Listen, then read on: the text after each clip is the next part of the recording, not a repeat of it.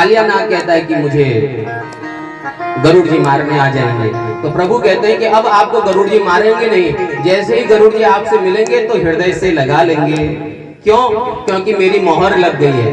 क्या होता है कभी कभी ना, जब आप अपना कार्य करने के लिए तहसील में चले जाइए तो वहां पर जो सेवक होते हैं, जो पीए होते हैं, अधिकारी के पीए, तो वो कहते हैं कोई खर्चा पानी है क्या? अगर खर्चा पानी दो तो आपकी फाइल हम अंदर लगा देंगे, और खर्चा पानी नहीं है तो हमको घंटों इंतजार करना पड़ता है कि नहीं? लेकिन जैसे ही कोई डीएम की मोहर लग जाए, कोई बड़े नेता की मोहर लग जाए, और फिर आप उस कागज को लेकर के अंदर जाएं तो कहे कि दिखाएं भैया हमको फलाने व्यक्ति ने भेजा है, श्रेष्ठ व्यक्ति ने, तो आदमी नीचे का आदमी डरने लगता है, और ये बड़ा बहुत बड़े आदमी का इसके पास अधिकार है, जाओ जाओ भैया अंदर जाओ। तो भगवान कहते हैं कि जैसे ही तुम्हारे फन पर मेरे चरण चिन्ह की मोहर गरुड़ जी देखेंगे तो तुम्हें मारेंगे नहीं, तुम्हें हृदय से लगा लेंगे। तो वहां से कालिया नाग अपनी पत्नी के साथ प्रस्थान किया है और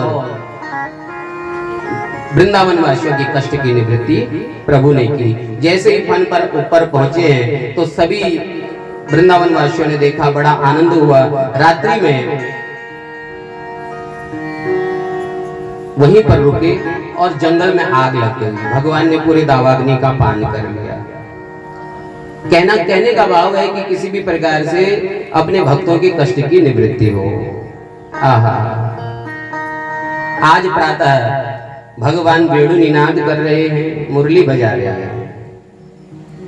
जब मुरली बजाए तो सारी गोपियां दौड़ी दौड़ी आई भगवान के पास और भगवान से कहने लगी कि देखो कान्हा, आप दिन भर मुरली बजाओ, हमें कोई चिंता नहीं, लेकिन शाम को जब हम भोजन बनाया करें उस समय मुरली ना बजाया करें। प्रभु बोले लो कर लो बात। अरे हम मुरली बजाएंगे तो तुम्हारा भोजन मधुर होगा, मीठा बन जाएगा हमारी मुरली बजाने से।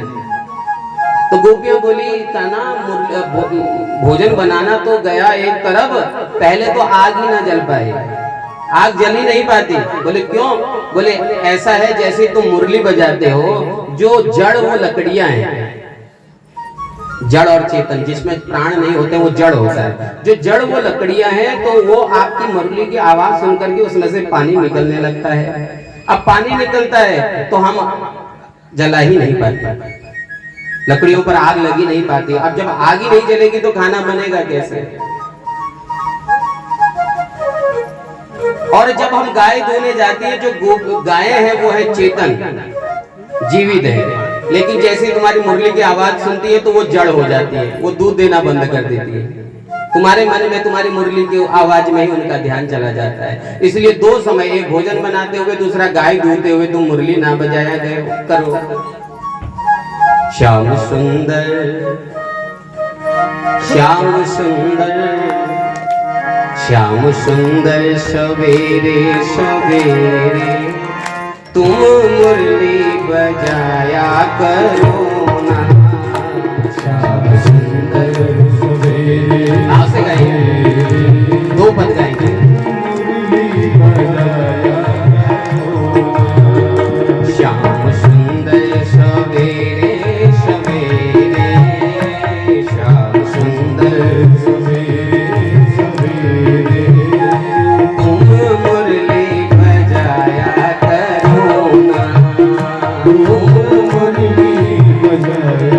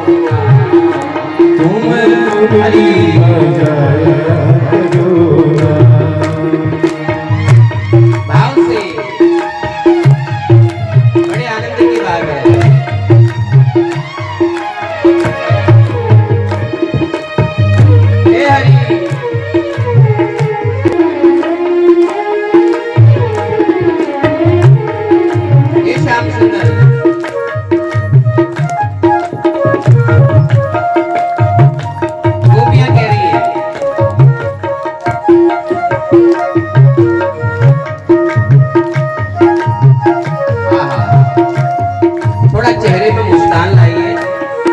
हम जानते हैं कि धान चूटते चूटते आपके चेहरों में बीमारियां पड़ गई है।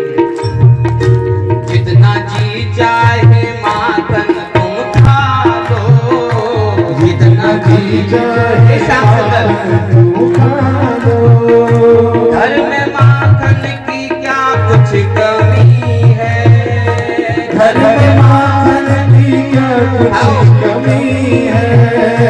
जितना जी चाहे माखन तुम खा लो, जितना जी चाहे माखन तुम खा लो, घर में माखन की क्या कुछ कमी है, घर में माखन की क्या कुछ कमी है। याद रखो, याद रखो, याद रखो किसी के भी घर से, याद रखो किसी के भी घर से, तुम माखन चुराया करो ना, तुम माखन चुराया करो ना। श्याम सुंदर सवेरे सवेरे, श्याम सुंदर सवेरे सवेरे, तुम बंसी बजाया करो ना, तुम बंसी बजाया करो ना।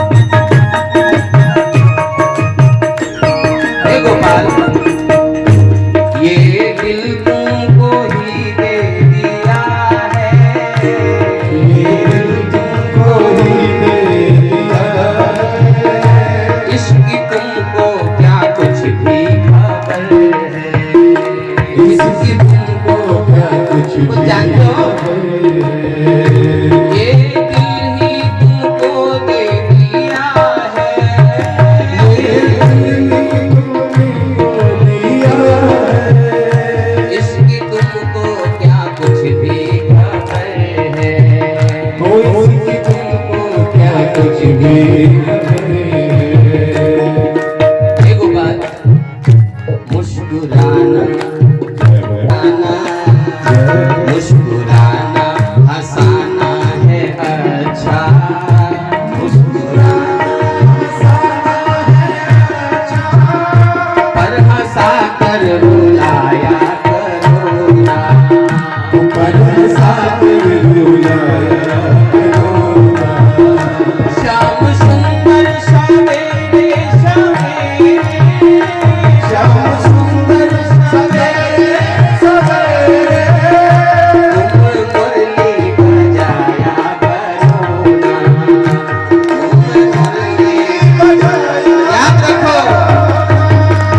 ओढ़ कर श्याम काली कमरिया, ओढ़ कर श्याम काली कमरिया, ओढ़ कर श्याम काली कमरिया, ओढ़ कर श्याम काली कमरिया, चुपके चुपके ओ मेरे सांवरिया, चुपके चुपके ओ मेरे सांवरिया, तेरे घर के अगाड़ी पिछाड़ी, मेरे घर के अगाड़ी पिछाड़ी, श्याम चक्कर लगाया करो ना, श्याम चक्कर लगाया करो ना। श्याम सुंदर सवेरे सवेरे, श्याम सुंदर सवेरे सवेरे, तुम मुरली बजाया करो ना, तुम मुरली बजाया करो। हरि हरि। श्याम सुंदर सवेरे सवेरे, श्याम सुंदर सवेरे सवेरे, तुम मुरली बजाया करो ना, तुम मुरली बजाया करो ना, तुम मुरली बजाया करो ना, तुम मुरली बजाया करो ना।